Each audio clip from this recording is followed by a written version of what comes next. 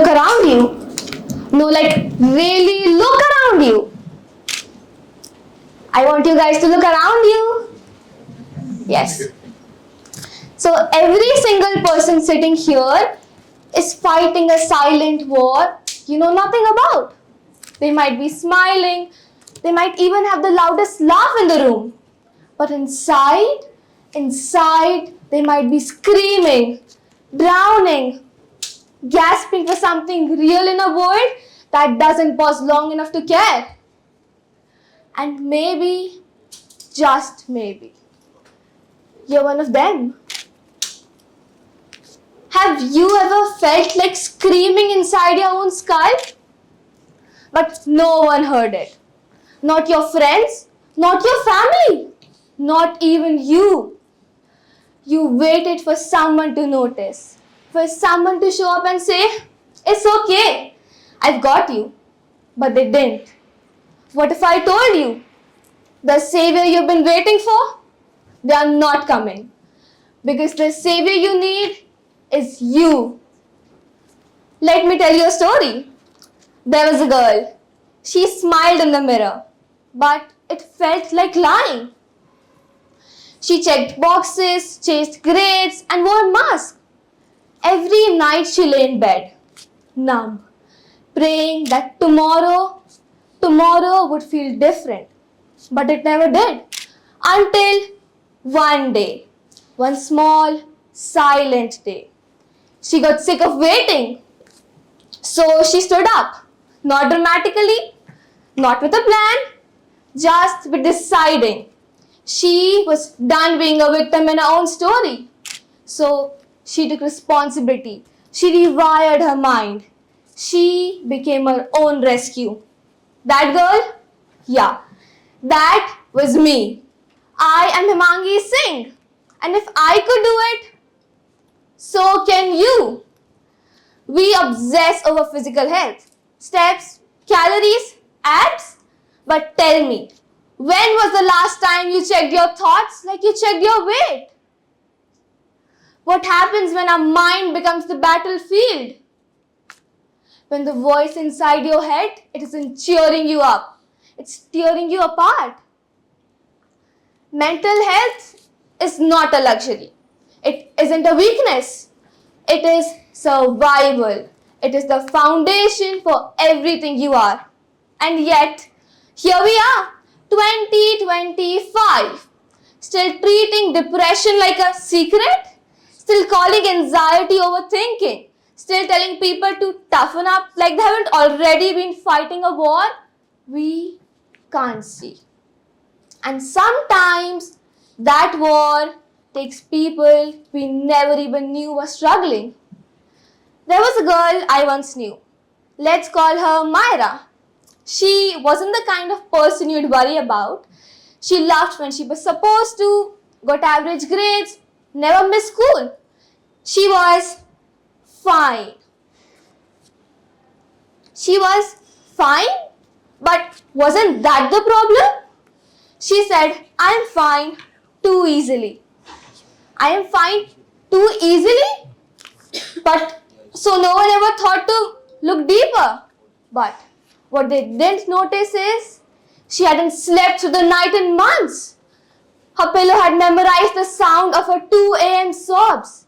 She cried in complete silence because crying out loud had never brought anyone running. Every night she'd write in her journal, "Maybe tomorrow someone will ask, and maybe tomorrow I'll be brave enough to say I'm not okay." No one ever asked. She came to school every day, not because she wanted to, but because she didn't want anyone to notice her missing. At lunch, she stared at her food, while her friends talked about movies, crushes, and mad tests. She smiled, nodded. She smiled. One day, I saw her in front of the bathroom mirror. She held her breath. She was trying not to cry. I asked her, "Are you okay?" She smiled.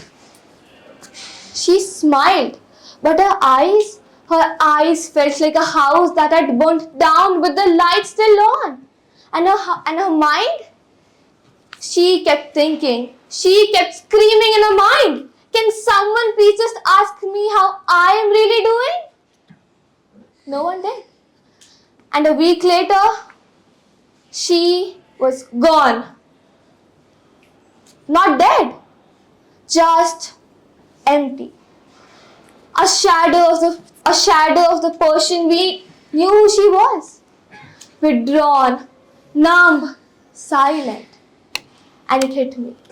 She never needed someone to save her.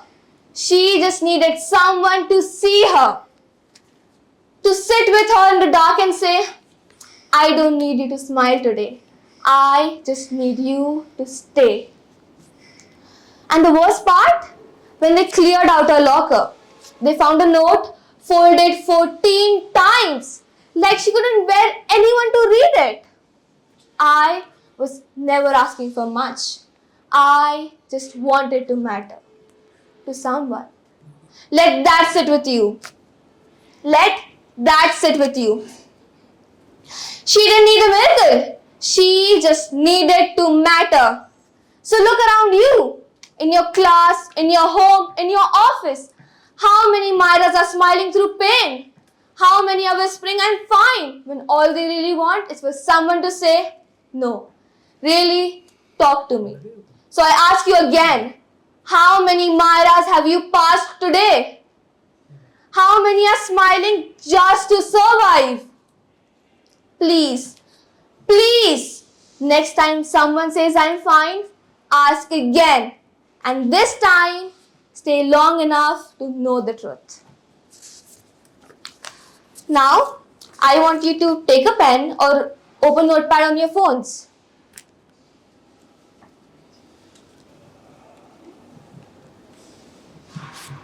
Now, write down every single thing that secretly weighs on your heart. Don't filter it. Don't clean it up. Be real. Be raw.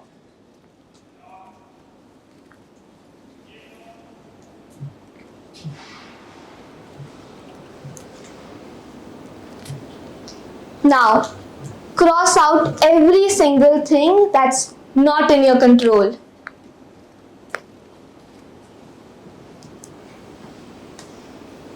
What's left? That is your power zone. Now, write down 2 small steps you'll take today to show up for yourself. Not for anyone else. Just you. We are told to chase perfection, to get the grade, get the job, get the applause. But here's your truth bomb. You don't need to be perfect. You just need to keep showing up. Getting out of bed, that's a win. Taking a deep breath, that's a win. Choosing not to give up, even when everything inside you says you should, that's courage. Now, repeat after me. Time will help me heal. I will notice the sunshine. My struggles make me stronger. I choose to give myself love. I have the confidence to get me through.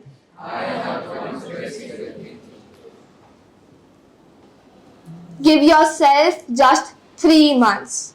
Delete the toxic distractions. Wake up 30 minutes earlier. Journal, even if it's messy. Move your body. Wear that outfit and smile. Smile not because you feel great, but because you deserve to.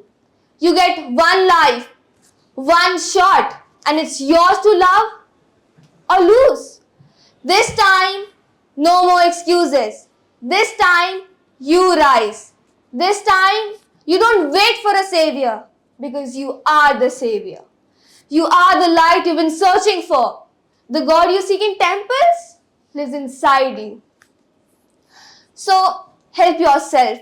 Hold your own hand and get out of the rat race into your freedom. Thank you.